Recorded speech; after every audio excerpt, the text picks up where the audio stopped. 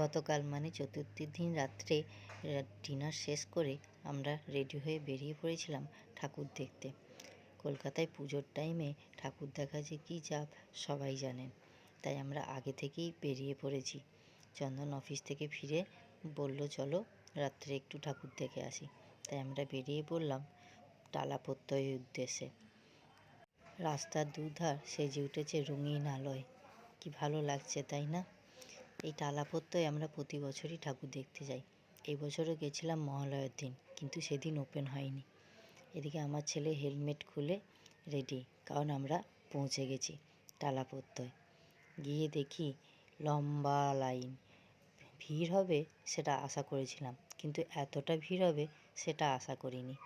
যাই হোক, এসে যখন গেছি ঠাকুর না দেখে তো ফিরবো না, তাই চললাম লাইনে দাঁড়াতে। আর আমার ছেলেও তার বাবার হাত ধরে গুটি গুটি পায়ে হাঁটতে হাঁটতে এসে লাইনে দাঁড়িয়ে পড়েছে। তার এক্সাইটমেন্টও প্রচণ্ড ছিল, কিন্তু কিছুক্ষণ পর তার এনার্জি ডাউন। যাই হোক, লাইনে দাঁড়িয়ে কিছু সেলফিও নিলাম। দেখুন, সবাই আবার কিন্তু ক্যামেরার দিকে তাকিয়ে পোজও দিচ্ছে, আর সামনে স্ক্রিনে চলছিল বিভিন্ন অ্যাড। অবশেষে আমরা পৌঁছে গেলাম প্রায় গেটের ধারে কাছেই।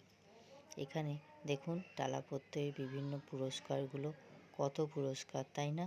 আসলে এরা এত সুন্দর থিম করে যে কি আর বলবো। যাই হোক, এসে গেছি গেটের সামনে। এখানে লেখা আছে বিহীন। আস্তে আস্তে চলে গেলাম গেটের ভিতরে, গুটি গুটি পায়ে হাঁটতে থাকলাম ভিড় ঠেলে। আর এখানে একটা এসি রুমও বানানো আছে ডান দিকে, সম্ভবত গেস্টদের জন্য। আর লেখা আছে talaprottoi.com। আস্তে আস্তে আমরা এগিয়ে যেতে থাকলাম আর চারপাশটা দেখতে থাকলাম।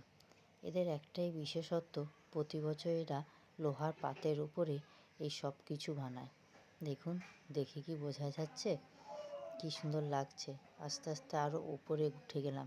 উঠে গিয়ে একদম মেঘের মতো, যেন কি সুন্দর একটা বলাকা, মানে মেঘ বলাকা যাকে বলে, অপূর্ব।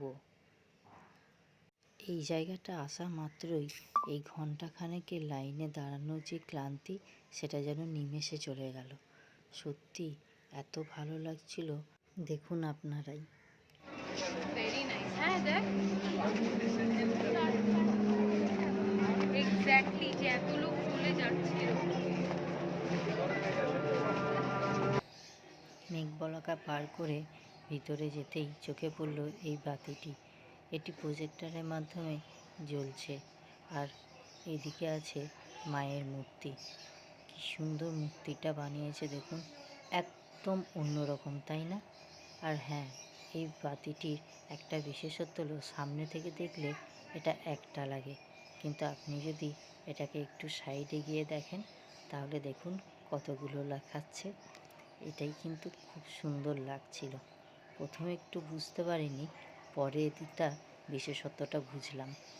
যাই হোক, ভীষণ ভালো লেগেছে এটা। আর মায়ের মূর্তি, সে তো অসাধারণ, একদম অন্যরকম, কিছু বলার নেই।